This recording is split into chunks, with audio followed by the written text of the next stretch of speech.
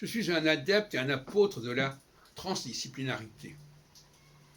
Je crois que dans certains domaines, c'est ce qui manque. Dans le cas de l'astrologie, par exemple, elle est très peu transdisciplinaire, finalement. Les gens qui font l'astrologie n'ont pas d'autres compétences. Ils ne peuvent pas exister, écrire sur d'autres sujets que l'astrologie. Moi, je pense qu'il faut au contraire creuser dans différents domaines, la linguistique, la théologie, l'astrologie, l'histoire, tout ce qu'on voudra, et éventuellement, à un moment donné, connecter ces différents domaines entre eux. Et c'est ce travail de connexion qui peut être extrêmement enrichissant. Mais il ne s'agit pas de connecter des domaines qu'on n'a pas approfondis. Il s'agit d'avoir une véritable connaissance approfondie de ces différents domaines et d'être capable même de les faire avancer pour pouvoir justement mettre en évidence un certain nombre de connexions. Donc je suis contre une interdisciplinarité où l'on figerait les différentes disciplines qu'on mettrait en contact. Il faut au contraire que ce soit une interdisciplinarité où chacune de ces disciplines, parce que c'est le mot discipline qui est utilisé ici, que chacune de ces disciplines soit porteuse de sa propre évolution et que des gens qui représentent ces disciplines aient connaissance et maîtrisent cette évolution. Ils ne soient pas simplement en train de répéter une doxa qu'ils n'ont pas du tout retravaillée. C'est pour ça que quand je pense au rapport entre judaïsme et astrologie, par exemple, n'importe quoi, eh bien, il ne s'agit pas de figer le judaïsme et de figer l'astrologie. Parce que là, elles risquent de ne pas se rencontrer. Mais si on creuse et le judaïsme et l'astrologie, on s'aperçoit qu'il y a de nouvelles passerelles, de nouvelles connexions qui apparaissent.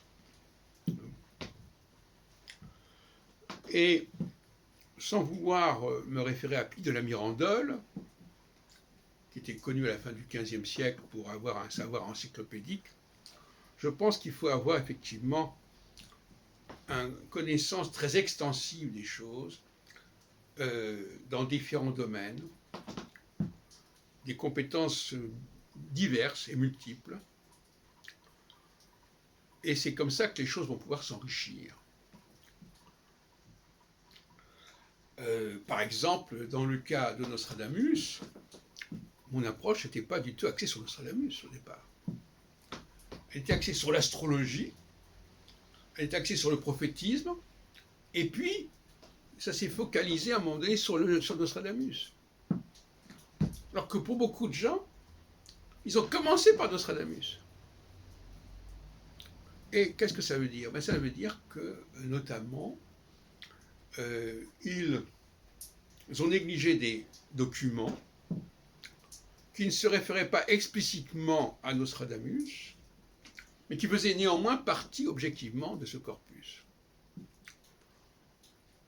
Mais voilà, alors par exemple, un des cas qui m'a le plus remarquable pour moi dans mon histoire de chercheur, c'était à la bibliothèque Mazarine il y a quelques années, vers l'an 2000 à peu près, où, consultant donc dans le catalogue matière de la Mazarine des ouvrages, différentes pièces, je suis tombé sur une pièce de Morgard, Noël Léon Morgard, je crois, et j'ai été stupéfié de voir qu'il y avait les 58 sigzins qu'on trouve dans les éditions tardives de Nostradamus, avec la préface de Vincent Sèvres de 1605, etc. Et dit Henri IV. Mais ça, c'est une expérience intéressante. Et évidemment, cet auteur n'était absolument pas signalé par les bibliographies de Nostradamus, puisqu'il ne se voulait pas, il n'utilisait pas le nom de Nostradamus, à la différence de Crespin. Il ne mentionnait pas le nom, mais c'était quand même, ça ressemblait à Nostradamus. Et le problème, c'est que ces chercheurs, comme Ben Azra, comme Shomara et d'autres, ils se sont cantonnés à ce qui était explicitement relié à Nostradamus, et ils n'ont pas regardé ce qui ressemblait à Nostradamus. Par exemple, au niveau des quatrains au niveau des vignettes. Hein. Tant que ce n'était pas marqué Nostradamus, on passait à côté. Voilà un exemple parmi d'autres. Ces diversions, ces excursions dans des domaines connexes ou différents sont importants.